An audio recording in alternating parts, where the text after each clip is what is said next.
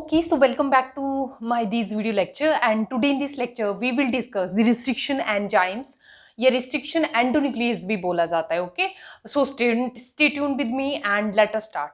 What are restriction enzymes या जिनको endonuclease भी बोल दिया जाता है, एक ही बात है, restriction enzyme या restriction endonuclease. तो सबसे पहले हम ये understand करेंगे what do you mean by endonuclease और what do you mean by this restriction word. Okay, तो सबसे पहले endonuclease को समझ लेते हैं. endonuclease का क्या मतलब, न्यूक्लियस का क्या मतलब है.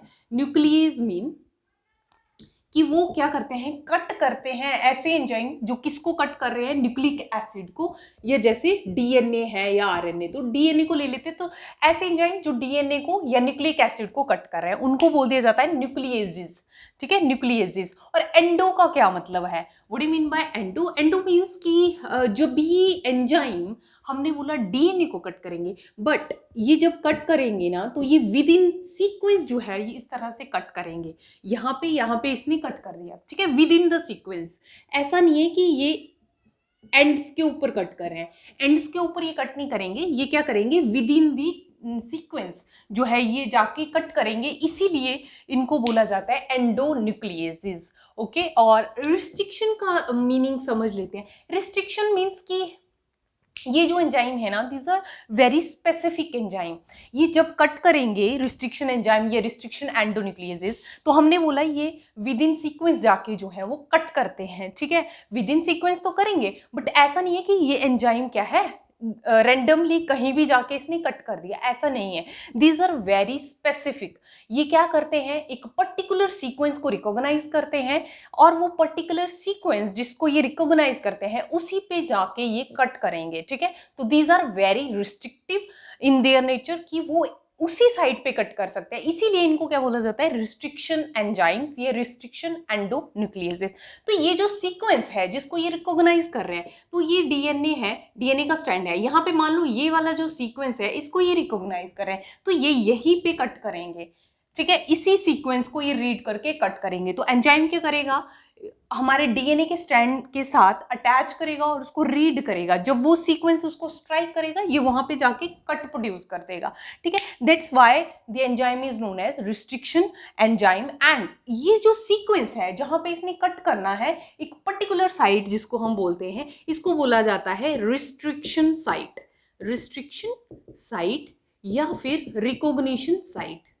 रिकॉग्निशन साइट मतलब ऐसी एक साइट, पर्टिकुलर सीक्वेंस, ये specific sequence with in the DNA जहां पे ये एंजाइम उसको रीड करता है, रिकॉग्नाइज करता है और कट प्रोड्यूस करता है. रेंडमली ये कहीं भी कट नहीं लगाता, ये एक पर्टिकुलर सीक्वेंस पे ही कट प्रोड्यूस करता है. तो what are restriction enzymes, these are endonucleases. ठीक है, जो विद इन द सीक्वेंस जो है वो कट करते हैं डीएनए को, डबल स्ट्रैंड ऑफ डीएनए को, बट ये कट भी कैसे करते हैं, एक पर्टिकुलर रिस्ट्रिक्शन साइट्स के ऊपर. और क्या करते हैं, जब कट लगाएंगे तो ये फ्रेगमेंट्स में उसको कन्वर्ट कर देंगे, तो उनको बोला जाता है रिस्ट्रिक्शन एंजाइम्स. तो ये हमें यहाँ तक क्लियर हो गया कि what are restriction enzymes.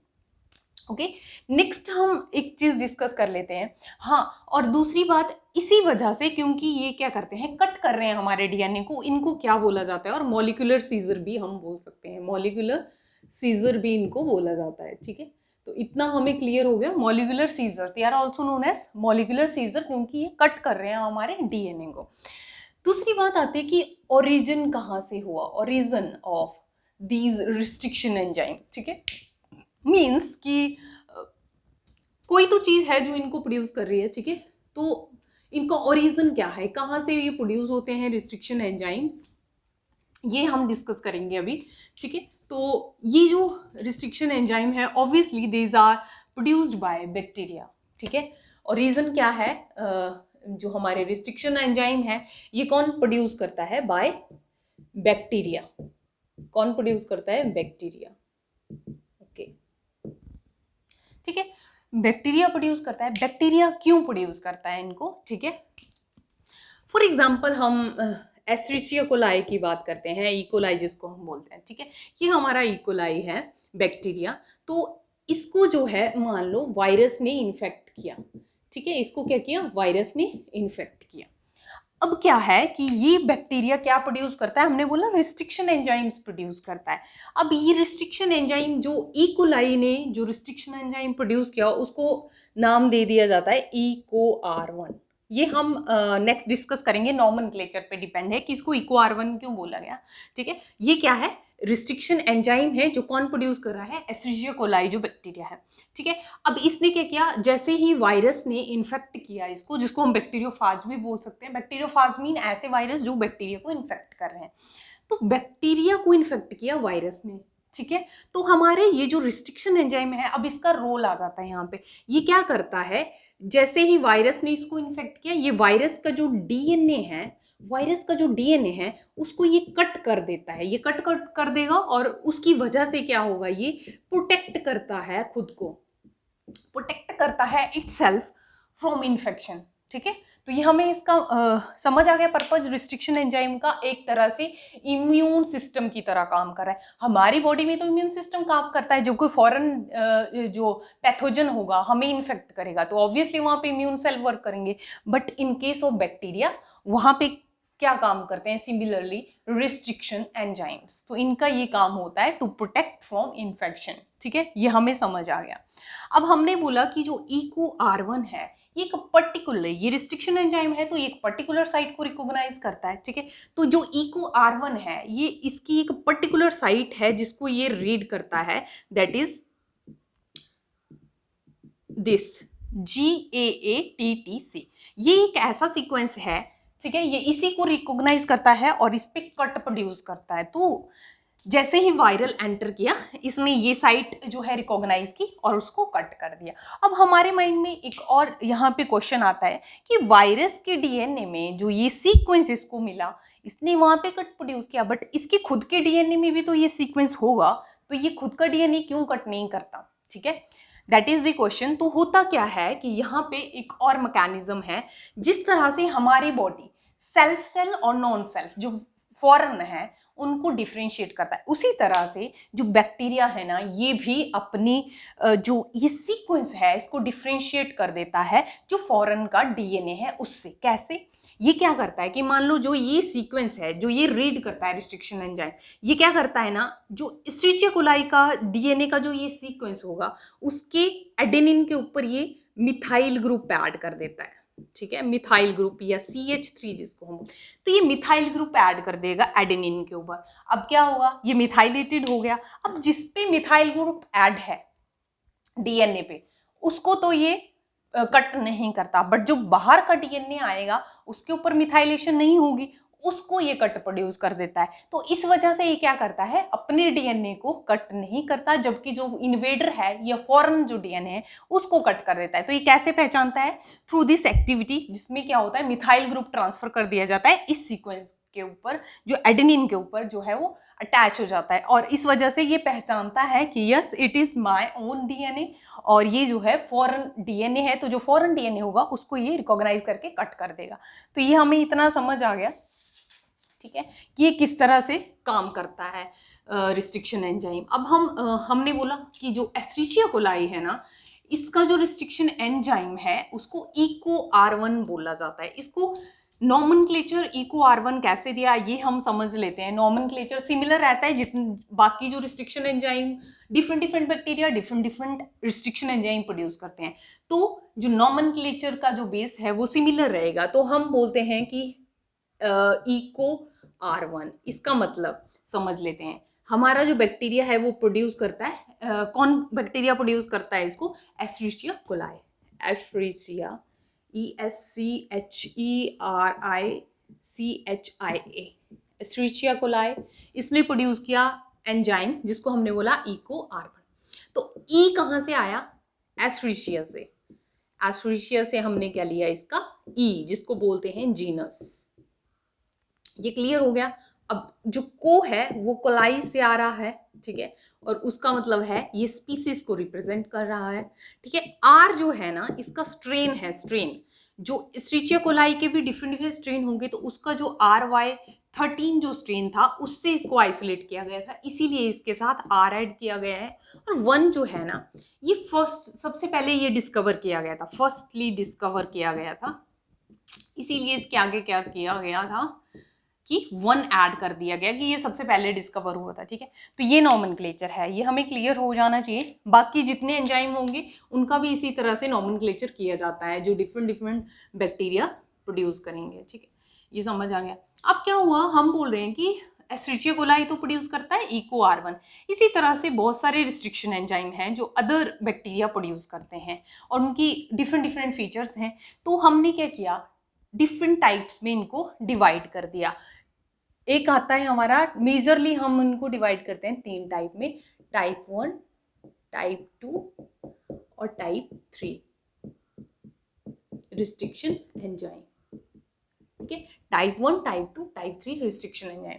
Type 1 जो होता है इसके पास सिंगल मल्टी सब यूनिट है, मल्टी सब यूनिट, ओके। ये क्या करता है, जो मिथाइलेशन है ना, जिसमें मिथाइल ग्रुप ऐड होता है, मिथाइलेशन एक्टिविटी है, एक इसकी एंडोन्यूक्लियस एक्टिविटी है जिसमें ये कट करता है न्यूक्लियस को, सॉरी डीएनए को।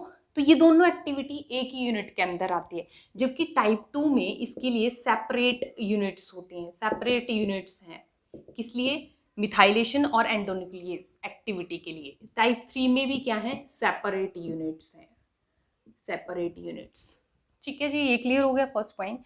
सेकंड पॉइंट पे आ जाते हैं, that is the more important point. ये क्या करता है, जो टाइप 1 रिस्ट्रिक्शन एंजाइम्स हैं, हमने बोला ये एक पर्टिकुलर साइट को रिकॉग्नाइज करते हैं और वो जो साइट है उसको ये रिकॉग्नाइज करेगा और कट लगाएगा। बट ये जो कट लगाएगा, मान लो उसने वो सीक्वेंस रिकॉग्नाइज किया, बट जो कट प्रोड्यूस करेगा डीएनए का, ये 1000 बेस पेयर अवे प्रोड्यूस करता है। मतलब ये इसने रिकॉग्नाइज की साइट, अब इसके 1000 बेस पेयर अवे ये प्रोड्यूस करेगा किसी भी डायरेक्शन में, ठीक है। और टाइप 2 क्या करता है, हमारा जो रिस्ट्रिक्शन साइट है उसी पे कट प्रोड्यूस कर देता है। वो जो इसने रिकॉग्नाइज किया, ठीक है, ये इसने रिकॉग्नाइज, तो यहीं पे ये कट प्रोड्यूस कर देगा। तो it means it is very specific with its activity, ठीक है जी। ये बहुत स्पेसिफिक है अपने काम को लेके। और ये क्या है, ये भी रिकॉग्नाइज करता है एक पर्टिकुलर साइट, बट ये 15 बेस पेयर अवे जो है कट प्रोड्यूस करेगा। थर्ड प्रॉपर्टी है कि जो टाइप 1 एंजाइम है इसके लिए एटीपी की रिक्वायरमेंट है, साथ में मैग्नीशियम आयन की भी रिक्वायरमेंट है। टाइप 2 में ओनली मैग्नीशियम आयंस, और इसमें भी एटीपी और मैग्नीशियम आयंस ये रिक्वायर्ड है, ओके। तो ये क्लियर हो गया। अब हमें अगर चूज करना हो तीनों में से, तो हम ऑब्वियसली टाइप 2 के साथ जाएंगे। क्यों जाएंगे, क्योंकि फर्स्ट ऑफ ऑल ये बहुत ही स्पेसिफिक है। कोई भी चीज़ है अगर ये अपनी पर्टिकुलर उसी साइट पे कट कर रहा है तो हमें पता होगा कि इसने कौन से सीक्वेंस पे कट किया है। जबकि इसके साथ प्रॉब्लम है, ये एक तो 1000 बेस पेयर कहीं भी कट कर सकता है और ये 15 बेस पेयर। और दूसरा इंपॉर्टेंट पॉइंट है, देखो इसकी एक्टिविटी के लिए एक तो एनर्जी करेंसी का यूज हो रहा है, एटीपी चाहिए, उसमें भी एटीपी की रिक्वायरमेंट है, इसमें एटीपी की रिक्वायरमेंट नहीं है। तो जितने भी हमारे एक्सपेरिमेंट होते हैं, जीन क्लोनिंग हम करते हैं मॉलिक्यूलर बायोलॉजी में, लैब में, जो भी हम रिकॉम्बिनेंट डीएनए में जो रिस्ट्रिक्शन एंजाइम्स यूज करते हैं वो कौन से होते हैं, टाइप 2। चाहे वो एस्चेरिचिया कोलाई का रिस्ट्रिक्शन एंजाइम हो, इको R1 हो, या HPA1 हो, या BAM-H1 हो, वो सारे किस में आ जाएंगे, टाइप 2। तो जब भी हम रिस्ट्रिक्शन एंजाइम की बात करेंगे मॉलिक्यूलर बायोलॉजी लैब में या जीन क्लोनिंग में, तो मोस्टली वो किस कैटेगरी के होंगे, टाइप 2 रिस्ट्रिक्शन एंजाइम। ये हमें माइंड में रखना है, कौन से, टाइप 2। और हमने ये भी देख लिया कि वो हम क्यों यूज कर रहे हैं और वो क्यों जो है टाइप 1 और टाइप 3 से के कंपैरिजन में अच्छे हैं type 2 restriction enzyme, quality wise भी, क्वालिटी वाइज, ठीक है जी। तो नेक्स्ट हम डिस्कस कर लेते हैं। हमें पता है कि मॉलिक्यूलर बायोलॉजी में जो इम्पॉर्टेंट एंजाइम है दैट इज टाइप 2, जो कि यूज होता है जीन क्लोनिंग में भी। तो टाइप 2 जो एंजाइम है ना, इसको थोड़ा सा हम डिटेल में डिस्कस करते हैं, type 2 restriction enzyme, okay.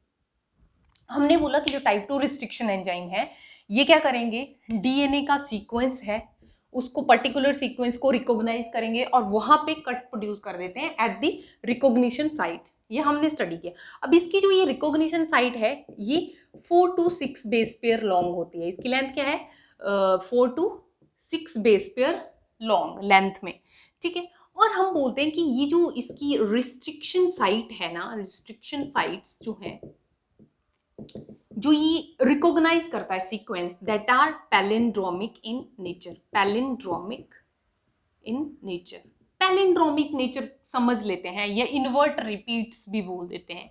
Palindromic का मतलब है, जैसे मैंने ये वर्ड लिखा मैडम, मैडम, इसको यहां से रीड कर लो चाहे इस साइड से, वो सेम सेम ही रहेगा, ठीक है। तो वो मतलब होता है पैलिंड्रोमिक। तो ये साइड किस तरह की है, पैलिंड्रोमिक, इनको किसी भी डायरेक्शन से रीड करेंगे तो सिमिलर ही सीक्वेंस देगा, ठीक है। तो ये हो गया पैलिंड्रोमिक इन नेचर।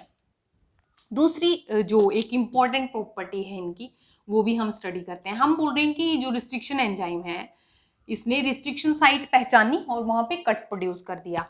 तो ये बोल रहा है कि जैसे ये डीएनए है, ठीक है, 5 प्राइम 3 प्राइम 3 प्राइम 5 प्राइम, इसने यहाँ पे कट किया। अब ये दो तरह के फ्रेगमेंट दे सकता है, या तो ये ब्लंट एंड देगा, ठीक है, ब्लंट एंड देगा, या फिर ये क्या देगा, स्टिकी एंड, स्टिकी एंड्स,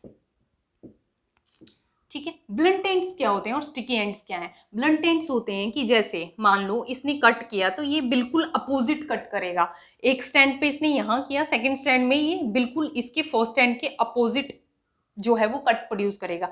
तो हमारे पास फ्रेगमेंट इस तरह से मिलेंगे जो इक्वल से होंगे लेंथ में, तो इनको बोला जाता है ब्लंट एंड। और स्टिकी एंड कैसे प्रोड्यूस करता है? स्टिकी एंड ये क्या करता है कि जैसे इसने रिकॉग्निशन साइट को रिकॉग्नाइज किया, एक तो ये फर्स्ट स्टैंड पे यहाँ कट कर दिया, सेकंड में इसने यहाँ कट कर दिया, तो ये असिमेट्रिकली कट प्रोड्यूस करता है। तो उसकी वजह से ओवरहैंग्स हमें मिलते हैं। तो ओवरहैंग्स इस तरह से मिलेंगे, 5 प्राइम में हमें स्मॉल स्ट्रेच मिलेगा और 3 प्राइम पे ये लॉन्ग आ गया। इसी तरह से ये 3 प्राइम पे लॉन्ग आ गया और 5 प्राइम में हमें छोटा स्ट्रेच में। तो ये क्या है, ओवरहैंग्स प्रोड्यूस होते हैं। तो इस तरह के जब फ्रेगमेंट्स मिलते हैं इनको बोला जाता है स्टिकी एंड्स। तो ये हमें क्लियर हो गया ब्लंट एंड और स्टिकी एंड्स कैसे होते हैं। स्टिकी एंड्स को कोहेसिव भी बोला जाता है, या इनको हम स्टैगर्ड एंड भी बोल देते हैं, ठीक है। कोहेसिव क्यों बोला जाता है? कोहेसिव का मतलब हमें पता है, एक तरह से जोड़ना होता है, ठीक है, जोड़ना। तो स्टिकी एंड्स क्या होते हैं, ये कॉम्प्लीमेंट्री होते हैं एक दूसरे से। फॉर एग्जाम्पल हम बोल रहे हैं कि जो ये रिस्ट्रिक्शन एंजाइम है, ठीक है, ये कट लगा रहे हैं और स्टिकी एंड्स बना रहे हैं या ब्लंट एंड। तो हम स्टिकी एंड्स की बात कर रहे हैं। स्टिकी एंड की प्रॉपर्टी क्या होती है कि जैसे इसने कट प्रोड्यूस किया, स्टिकी एंड्स ओवरहैंग्स मिले हमें, तो ये कह रहा है कि ये जो ओवरहैंग्स मिलते हैं ना, और जब स्टिकी एंड प्रोड्यूस होते हैं तो ये कॉम्प्लीमेंट्री होते हैं एक दूसरे के, और इनका नेचर होता है कि ये कोहेसिव होते हैं इन नेचर। फॉर एग्जाम्पल मान लो हमारे पास एक ह्यूमन का डीएनए है, एक हमारे पास ज़ेब्रा का डीएनए है। हम कोहेसिव क्यों बोल रहे हैं? ज़ेब्रा है, एक ह्यूमन डीएनए। तो ये हमने दोनों डीएनए के स्ट्रैंड ले लिए, ज़ेब्रा डीएनए और ह्यूमन डीएनए।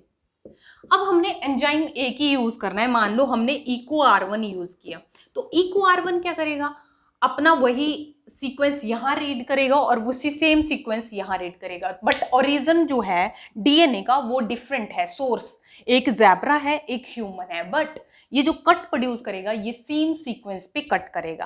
तो इस तरह से हमें मान लो, हमें पता है कि इको R1 क्या है, स्टिकी एंड मान लो प्रोड्यूस कर रहा है। तो यहाँ पे 5 प्राइम, ये 3 प्राइम, ये 3 प्राइम एंड 5 प्राइम। इस तरह से इसने कट प्रोड्यूस कर दिया। दोनों साइड ये क्या करेगा, इसी तरह से कट लगा देगा, क्योंकि ये सेम सीक्वेंस रीड करेगा, चाहे वो ज़ेब्रा का डीएनए हो चाहे ह्यूमन का डीएनए। ये बात याद रखनी है। इको R1 सिमिलर एंजाइम हम यूज करें दोनों को कट करने के लिए, तो दोनों को सेम साइट पे ये कट करेगा, सेम सीक्वेंस चाहिए इसको। और इसका सीक्वेंस क्या होता था, GCAATT। यही सीक्वेंस ये इस पे भी कट करेगा और सिमिलर सीक्वेंस यहाँ रीड करके इसको भी कट करेगा। और इसने क्या किया, स्टिकी एंड्स प्रोड्यूस किए। तो हम क्या बोलना चाह रहे हैं, हम बोल रहे हैं कि ये जो स्टिकी एंड प्रोड्यूस कर रहे हैं ना, ये कॉम्प्लीमेंट्री हो। ऑब्वियसली देखो ये सिमिलर है यहाँ भी और यहाँ भी, तो अब एक इसने क्या किया, कट प्रोड्यूस कर दिए। अब यहाँ पे कॉम्प्लीमेंट्री हो गए स्टैंड्स, ठीक है। कॉम्प्लीमेंट्री मतलब कि GAATTC पे इसने कट कर दिया यहाँ पे, तो इसका भी थोड़ा सिमिलर सीक्वेंस होगा, इसका भी, क्योंकि ये एक ही सीक्वेंस पे दोनों को कट कर रहा है। अब ज़ेब्रा का डीएनए ह्यूमन के डीएनए के साथ भी कॉम्प्लीमेंट्री बाइंड कर सकता है, यहाँ पे पॉसिबिलिटी है। वैसे ही खुद के डीएनए के स्ट्रैंड के साथ भी बाइंड कर सकता है जो कॉम्प्लीमेंट्री है इसके, और इसके साथ भी, क्योंकि ये भी क्या है, उस सीक्वेंस के लिए इसके कॉम्प्लीमेंट्री प्रोड्यूस कर रहा है क्योंकि ये सिमिलर सीक्वेंस पे कट करेगा, ठीक है। तो हमने क्या किया कि ह्यूमन का डीएनए और ज़ेब्रा का डीएनए, मान लो इसका ये स्ट्रैंड है 5 प्राइम 3 प्राइम, ये ह्यूमन का डीएनए आ गया, ठीक है, और इसका कॉम्प्लीमेंट्री यहाँ पे होगा, नीचे वाला स्ट्रैंड इसकी कॉम्प्लीमेंट्री है, तो ये इसका 3 प्राइम आ गया, ये इसका 5 प्राइम आ गया, तो ये कॉम्प्लीमेंट्री हुए। हमने बोला स्टिकी एंड्स क्या होते हैं, कोहेसिव होते हैं और वो जुड़ जाते हैं एक दूसरे, तो ये कॉम्प्लीमेंट्री है ऑब्वियसली स्ट्रैंड, तो ये क्या करेंगे, इस तरह से बेस पेयर कर जाएंगे, ठीक है, इस तरह से ये जुड़ गए। बट हुआ क्या, एक और चीज है यहाँ पे कि जैसे रिस्ट्रिक्शन एंजाइम ने कट किया तो यहाँ पे ये GAATTC सीक्वेंस है मान लो, ठीक है, नीचे इसके कॉम्प्लीमेंट्री होगा तो इसके साथ CTTAAG इस तरह से है। तो ये जो बेसिस है ना, ये थ्रू हाइड्रोजन बॉन्ड कोहेसिव जो है मीन्स जुड़ेंगे, तो यहाँ पे कौन सी बॉन्ड फॉर्मेशन होगी, हाइड्रोजन बॉन्ड। तो ये जो कॉम्प्लीमेंट्री जब स्ट्रैंड अटैच करेंगे ना, तो वहां पे कौन सी बॉन्ड फॉर्म होंगे, हाइड्रोजन बॉन्ड। बट एक चीज यहाँ पे देखने की है कि जैसे ही इसने कट किया तो GAATTC जो ये सीक्वेंस है, GAATTC एंड CTTAAG, तो हम बोल रहे हैं कि ये जो बीच की इनकी हाइड्रोजन बॉन्ड थी ना, इनके बीच की जो हाइड्रोजन बॉन्ड थी बेस में, वो भी कट हुई। जैसे इसने इस तरह से पूरा कट किया, रिस्ट्रिक्शन एंजाइम ने दोनों स्ट्रैंड पे कट किया हुआ है, तो ये वाले बॉन्ड तो टूटेंगे ही जब ये स्ट्रैंड अलग अलग हो जाएंगे, बट साथ में ये जो बैकबोन है ना डीएनए की, ये भी कट होगी, ये भी इसने कट की हुई है, तो बैकबोन भी यहाँ पे कट की हुई है। तो बैकबोन क्या है, फॉस्फोडाइएस्टर बॉन्ड्स। तो यहाँ पे जो कॉम्प्लीमेंट्री स्ट्रैंड जो हम बोल रहे हैं बाइंड कर रहे हैं, ये तो थ्रू हाइड्रोजन बॉन्ड बाइंड कर रहे हैं, ऑब्वियसली ये कॉम्प्लीमेंट्री होते हैं। एडेनिन किससे बाइंड करेगा, थाइमिन के साथ, और ग्वानिन किससे करेगा, साइटोसिन। ये कॉम्प्लीमेंट्री बेसिस तो आपस में अटैच कर गए, बट ये जो फॉस्फोडाइएस्टर बॉन्ड्स जो हैं कट हुए हैं, ये कैसे जुड़ते हैं यहाँ पे, तो हम ये बताना चाह रहे हैं कि ये जुड़ते हैं थ्रू लाइगेज एंजाइम, ठीक है, लाइगेज एंजाइम। मान लो हमने लैब एक्सपेरिमेंट करना है, हमने ह्यूमन के डीएनए को और ज़ेब्रा के डीएनए को लाइगेट करना है, रिकॉम्बिनेंट डीएनए बनाना है, ठीक है। तो हम क्या करेंगे कि हमने रिस्ट्रिक्शन एंजाइम से कट किया, उसके बाद ये कॉम्प्लीमेंट्री है एक दूसरे के, तो ये तो कोहेसिवनेस शो करेंगे और अटैच कर जाएंगे थ्रू हाइड्रोजन बॉन्ड। बट जो फॉस्फोडाइएस्टर बॉन्ड्स में कट लगा है, उसके लिए हमें क्या ऐड करना पड़ेगा, लाइगेज एंजाइम, क्योंकि लाइगेज एंजाइम जो है ये रिपेयर करता है फॉस्फोडाइएस्टर बॉन्ड्स को। तो ये हमारा यहाँ पे क्लियर हो गया। तो इस तरह से हमने देखा कि जो रिस्ट्रिक्शन एंजाइम है, इनके जो स्टिकी एंड्स होते हैं ये आपस में कॉम्प्लीमेंट्री होते हैं और लाइगेट कर जाते हैं थ्रू लाइगेज एंजाइम। सो हमारे पास एक रिकॉम्बिनेंट डीएनए, एक मिक्सचर आ जाता है डिफरेंट ऑर्गेनिज्म का, जिसमें ह्यूमन का डीएनए हो गया प्लस हमारा ज़ेब्रा का डीएनए हो गया। तो इस तरह से मॉलिक्यूलर बायोलॉजी में रिस्ट्रिक्शन एंजाइम्स का यूज किया जाता है to form these recombinant DNA. तो ये इतना हमने डिस्कस कर लिया, ठीक है। पैलिंड्रोमिक सीक्वेंस की हम बात करते हैं। हमने बोला कि ये जो रिस्ट्रिक्शन एंजाइम्स होते हैं, ये साइट्स कैसी होती हैं इनकी, पैलिंड्रोमिक साइट्स, ये भी हम अभी डिस्कस करेंगे, ठीक है। ब्लंट एंड और स्टिकी एंड्स हमें समझ आ गए, ठीक है। और हमने ये भी देखा कि जब सिमिलर रिस्ट्रिक्शन एंजाइम कट करता है दो डिफरेंट ऑर्गेनिज्म के डीएनए को, तो वो कॉम्प्लीमेंट्री बेसिस जो है आपस में जुड़ सकते हैं और एक रिकॉम्बिनेंट डीएनए प्रोड्यूस करते हैं। बट वहाँ पे प्रॉब्लम क्या आती है कि कॉम्प्लीमेंट्री बेसिस तो जुड़ जाते हैं थ्रू हाइड्रोजन बॉन्ड जो, पर रिस्ट्रिक्शन एंजाइम ने जो बैकबोन कट की होती है वो फॉस्फोडाइएस्टर बॉन्ड लिंकेज वहाँ पे चाहिए होता है, तो उसके लिए लाइगेज एंजाइम ऐड करना पड़ता है हमें, ठीक है। ये क्लियर हो गया। नेक्स्ट स्टेप पे आते हैं कि हम बोल रहे हैं एंडोन्यूक्लियेसिस, रिस्ट्रिक्शन एंजाइम टाइप 2 एंडोन्यूक्लियेसिस की, जो भी हम अब मॉलिक्यूलर बायोलॉजी में बात करेंगे वो किसके अंडर आएंगे, टाइप 2। तो हमने बोला कि डिफरेंट बैक्टीरिया है वो डिफरेंट एंजाइम जो है वो प्रोड्यूस करते हैं। फॉर एग्जांपल हमने EcoR1 की बात की, तो EcoR1 जो है इसका ओरिजिन जो है, वो जो बैक्टीरिया है कौन प्रोड्यूस कर रहा है, एस्चेरिचिया कोलाई, ये हमें पता है एस्चेरिचिया कोलाई। तो ये ऑर्गेनिज्म है जहाँ से ये हमने जो इसको रिस्ट्रिक्शन एंजाइम को प्रोड्यूस कर रहा है, जो कि टाइप 2 है। अब सारे किसको डिस्कस कर रहे हैं, टाइप 2 ही होंगे हमारे पास, एस्चेरिचिया कोलाई, EcoR1, ठीक है। तो एक ना हम बोल रहे हैं कि रिस्ट्रिक्शन साइट्स हैं जिनको ये पहचानता है और वहीं पे कट करता है। तो एस्चेरिचिया कोलाई की देखो यहाँ पे ये हमें ध्यान में रखनी है, जो रिस्ट्रिक्शन साइट है ये ऐसा को पर्टिकुलर सीक्वेंस जिसको ये पहचानता है वो है 5 प्राइम 3 प्राइम सी। जी और सी दोनों एंड पे जितने भी हम लिखेंगे हम एक चीज नोट करेंगे, जी आएगा 5 प्राइम पे, 3 प्राइम पे सी, बीच में इसके है डबल ए डबल टी। ये है इसका सीक्वेंस जिसको ये रिकॉग्नाइज करता है, ठीक है। और जब ये इसको रिकॉग्नाइज करेगा तो यहाँ पे ये कट लगाएगा और कुछ प्रोडक्ट हमें मिलेंगे, डीएनए के फ्रेगमेंट्स मिलेंगे, ठीक है। तो फर्स्ट आ गया इको R1, ये हमने लिख लिया। सेकंड हम लिखेंगे HPA1, Haemophilus Haemophilus Haemophilus para influenza para influenza, ठीक है। Para influenza Haemophilus para influenza, ये इसका सीक्वेंस है जो इसको रीड करता है। ये कैसे है, यहाँ पे जी आ गया, यहाँ पे सी आ गया, हम ट्रिक बता रहे हैं। 5 प्राइम पे जी लिख दिया, 3 प्राइम पे सी लिख दिया। अब जो ये जो इको R1 है ना, इसका याद कर लेना, बाकियों के हम ट्रिक बता देंगे कैसे कैसे करना है। तो इको R1 का ये लिख लिया, ठीक है। अब इसका क्या है ना, इसका अपोजिट चलेगा, जैसे जी और सी आ गया, अब पहले इसका ए था फिर टी था, तो इसमें अपोजिट है टी टी ए, इस तरह से आ जाएगा इसका, ठीक है। तो ये इसका रिकॉग्निशन सीक्वेंस है। और जो हमने एस्ट्रिचियो कोलाई का एक स्टैंड का लिख दिया, तो इसका जो कॉम्प्लीमेंट्री स्टैंड है ऑब्वियसली इसके कॉम्प्लीमेंट्री हुए, तो सी है तो यहाँ पे जी आ जाएगा, टी है ए आ जाएगा, ए टी टी सी, तो ये इसका कॉम्प्लीमेंट्री स्ट्रैंड है। इसी तरह से इसमें भी यहाँ पे 3 प्राइम आएगा, 5 प्राइम, ये सी है तो यहाँ जी, ए है तो टी, और टी है तो ए, एंड जी है तो सी, तो ये इसका कॉम्प्लीमेंट्री स्ट्रैंड आ गया। तो इसी तरह से एक और आता है HAE3, हेमोफिलस इजिप्टिकस, हेमोफिलस हेमोफिलस इजिप्टिकस इजिप्टिकस, ये है, ठीक है। तो इसका 5 प्राइम 3 प्राइम, ठीक है, इसका जी आ गया 5 प्राइम पे, सी आ गया 3 प्राइम पर, इसका जी जी सी सी है, सिंपल है, ठीक है। 3 प्राइम पे उल्टा आ गया, ये इसका सीक्वेंस है, ये हमें ध्यान रह जाएगा, ठीक है। फोर्थ है हमारे पास, that is BAM-H1, BAM-H1, BAM-H1 mean bacillus amyloliquefaciens, bacillus bacillus amyloliquefaciens liquefaciens. इसका क्या है, इसका ध्यान से देखते हैं। 5 प्राइम 3 प्राइम, 5 प्राइम पे हमें पता है जी है और यहाँ पे सी है। देखो अब यहाँ पे जी जी सी सी था, यहाँ भी जी जी सी सी है, बट बीच में क्या है इसके ए टी, तो ये हो गया हमारा सीक्वेंस। यहाँ पे 3 प्राइम इसका अपोजिट आ जाएगा, सी सी टी ए जी जी, ये 5 प्राइम। ये लिख दिए हमने 4 एंजाइम, उनके ऑर्गेनिज्म जो उनको प्रोड्यूस कर रहे हैं, उनकी रिकॉग्निशन साइट जो वो रिकॉग्नाइज करते हैं। अब प्रोडक्ट कैसे मिलते हैं ये देख लेते हैं।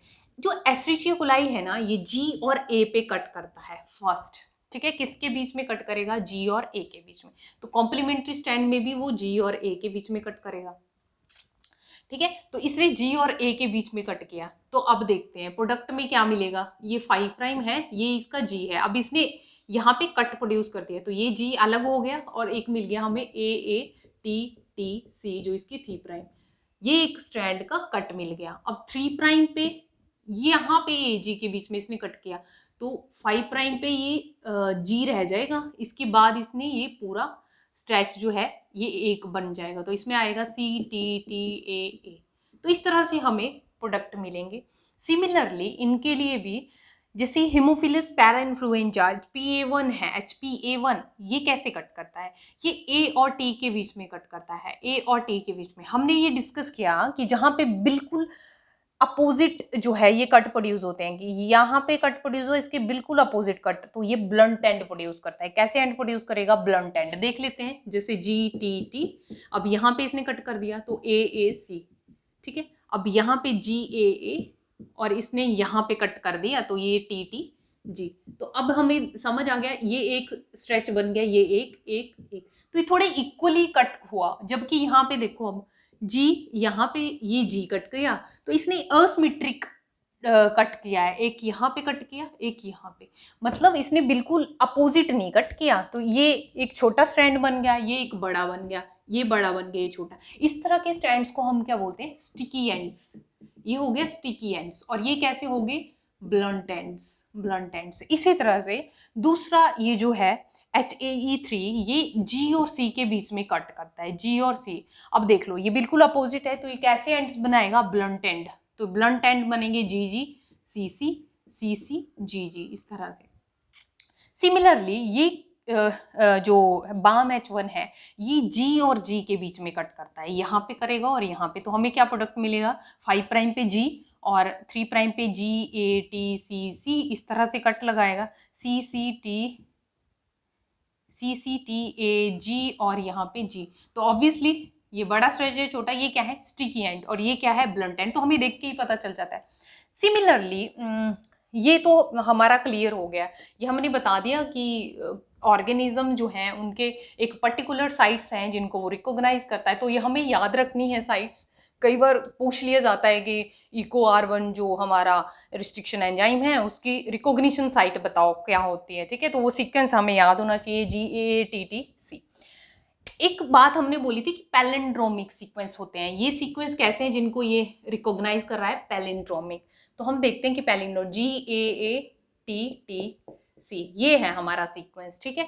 ये 5 प्राइम है, ये 3 प्राइम। हमने बोला पैलिंड्रोमिक होते कि किसी भी डायरेक्शन से पढ़े एक तरह का आना चाहिए। ये है GAATTC, तो ये है इसका 3 प्राइम, ये है इसका 5 प्राइम, तो ये आ गया CTTAAG, इस तरह से है।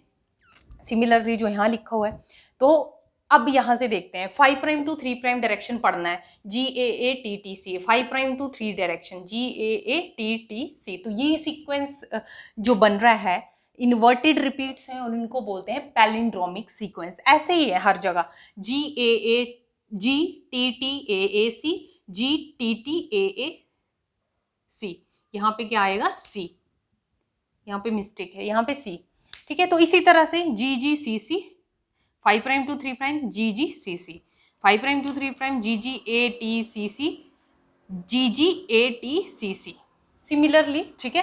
तो ये होते हैं पैलिंड्रोमिक सीक्वेंस, ऐसे सीक्वेंस जिनको हम 5 प्राइम टू 3 प्राइम डायरेक्शन में जब रीड करते हैं तो वो सिमिलर सीक्वेंस होते हैं, इसीलिए इनको बोला जाता है इन्वर्टेड रिपीट्स या पैलिंड्रोमिक सीक्वेंस। तो ये हमारा था अबाउट द रिस्ट्रिक्शन एंजाइम्स। तो ये हम याद रखेंगे किस तरह से इनकी साइट्स हैं, कौन से ऑर्गेनिज्म प्रोड्यूस करते हैं रिस्ट्रिक्शन एंजाइम। कुछ जो हमने 3-4 लिखे ये हमें याद करने हैं, ठीक है। ऐसा जरूरी नहीं कि हमने सारे क्रैम करने हैं, बट कुछ जो इंपॉर्टेंट हैं वो हमें पता होने चाहिए। EcoR1 जो है पहला रिस्ट्रिक्शन एंजाइम था जो डिस्कवर किया गया था, तो उसको तो हमें पता ही होना चाहिए कि उसका जो रिस्ट्रिक्शन साइट है उसका सीक्वेंस क्या है, ठीक है। और हमें पता है स्टिकी और ब्लंट एंड कैसे प्रोड्यूस हो रहे हैं, ठीक है। तो ये सारा हमने डिस्कस किया about the restriction enzyme, and that's all about this. So for more such videos, make sure to subscribe the channel, and thanks for watching.